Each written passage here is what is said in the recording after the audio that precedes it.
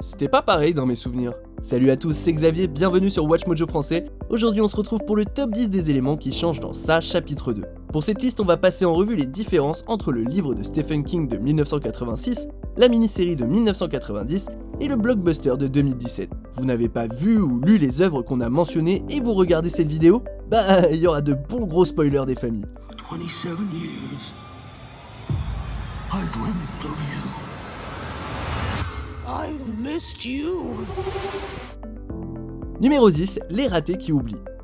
Les ratés adultes dans ce film ressemblent à leurs homologues du livre, même si Eddie est analyste de risque au lieu d'avoir sa société de limousine, et que Richie est comique au lieu de DJ. Dans le livre et la mini-série, nos héros oublient leur expérience à Derry après la chute de Sa. Now, just weeks later, I look back on that time, not from memory, but from the pages of this book. The nightmare is over. Mais alors qu'on approche de la fin de chapitre 2, on apprend que leur mémoire est toujours intacte. En parlant au téléphone, Bill et Mike pensent que c'est parce qu'ils ont enfin vaincu ça. Étant donné qu'ils ont été confrontés au passé, ils n'ont plus besoin de refouler leurs souvenirs. Les ratés peuvent repenser au bon moment tout en se tournant vers un avenir prometteur. Numéro 9, la mort d'Eddie. Eddie n'échappe pas à la mort, quel que soit le médium, mais le film d'Andy Muschietti lui donne une fin légèrement plus triomphale. Dans le livre, Eddie affronte ça avec son aspirateur et il casse un inhalateur dans la mini-série. Dans les deux cas, il est tué juste après.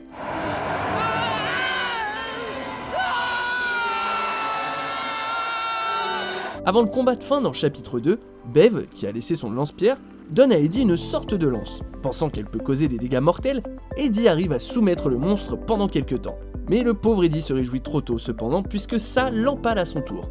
Dans le livre, Sa arrache le bras d'Eddie, mais la version du film est quand même plus dure que celle de la mini-série. Richie, please. For the last time, don't call me that. You know how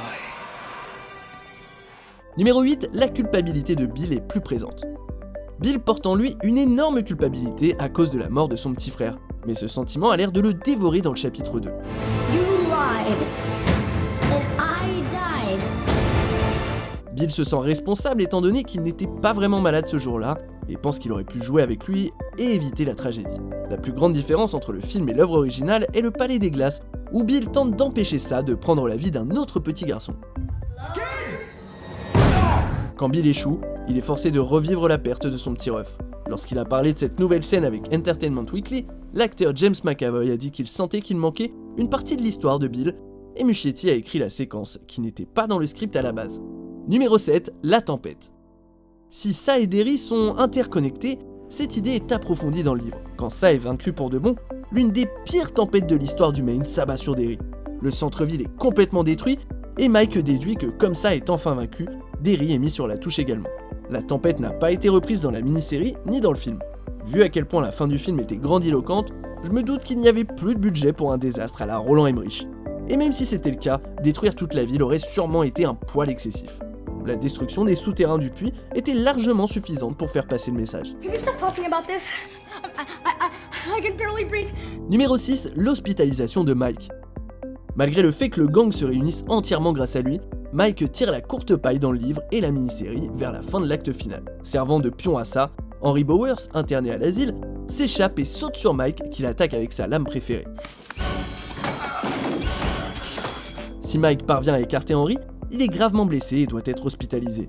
Ainsi donc, les ratés doivent affronter ça sans son aide. Bill, if you decide not to use those, if you leave, I'll understand. Tandis qu'Henry attaque toujours Mike dans le film, Richie donne à leur bourreau d'enfance la hache avant qu'il ne puisse couper une artère. Mike s'en sort très bien et joue un rôle crucial dans l'acte final en mettant en place le rituel clé. Numéro 5, les ratés doivent affronter ça. À l'exception de Stan, les ratés s'engagent à respecter la promesse faite 27 ans auparavant dans la mini-série et le livre. What a bunch of handsome old men.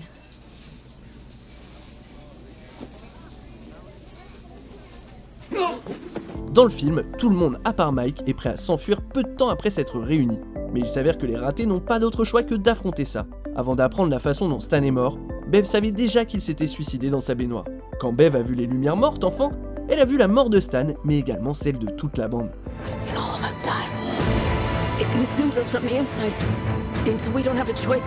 S'ils ne mettent pas un terme au règne de terreur de ça, tous les membres du club des ratés mourront comme dans la vision de Bev. Du coup, les héros doivent terminer le boulot. We can do this, but we have to stick together. Numéro 4, la justice pour Stan. De tous les ratés, Stan est sans doute le moins développé. C'est en partie dû au fait qu'il préfère se supprimer plutôt que de retourner à Derry. Thank you. Stan is dead. Le suicide de Stan est moins mélodramatique dans le film, puisqu'il n'y a pas le message ensanglanté sur les murs de la salle de bain. On passe aussi plus de temps à écouter le chagrin des ratés, alors qu'ils pensent au temps passé avec leur ami et à sa mort. Mais surtout, Stan a droit au dernier mot une fois que tout est fini. Avant de se suicider, Stan envoie à chaque raté une lettre expliquant sa décision. Il était convaincu que ça arriverait à le manipuler et qu'il mettrait tout le monde en danger. Du coup, il a préféré se retirer du jeu pour laisser une chance à ses amis. Numéro 3, Audra, la femme de Bill. Le rôle de la femme de Bill, Audra, est radicalement diminué dans le chapitre 2.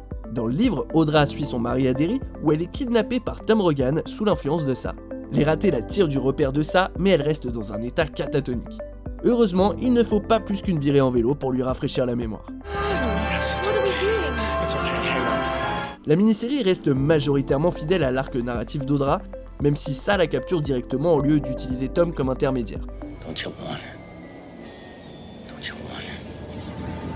Don't you want it? Dans le film, on voit brièvement Audra sur un plateau de tournage avec Bill et c'est tout. J'imagine que le réalisateur a dû couper certaines choses puisqu'il était déjà à presque 3 heures de film, mais on aurait aimé voir ce que devenait le mariage de Bill. Numéro 2, l'araignée. Certaines des formes de ça sont plus convaincantes à l'écrit qu'au cinéma, voilà pourquoi Ben n'a pas rencontré le comte Dracula à l'écran. Parmi les diverses formes de ça, c'est celle de la fin qui diverge. Le livre et la mini-série vont vers une espèce de douche froide où l'on apprend que la véritable forme de ça est une araignée géante.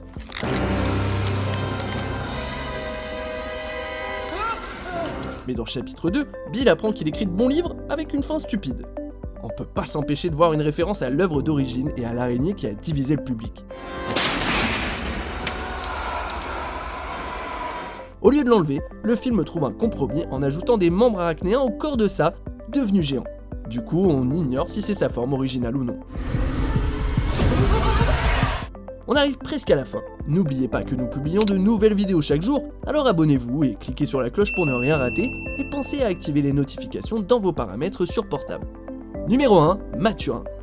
Maturin est de loin la partie la plus bizarre du livre de Stephen King.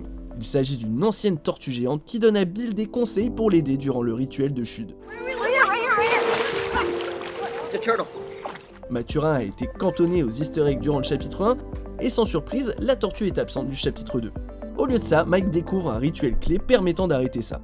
Dans son repère, tous les ratés doivent brûler des babioles de leur passé dans un artefact d'Amérindiens que Mike a volé. Si le rituel ne se passe pas comme prévu, la fin met bien en scène une bataille d'esprit et les ratés écrasent bien le cœur de ça. J'imagine que c'est plus conventionnel, mais est-ce que je suis le seul à regretter l'absence de la tortue ?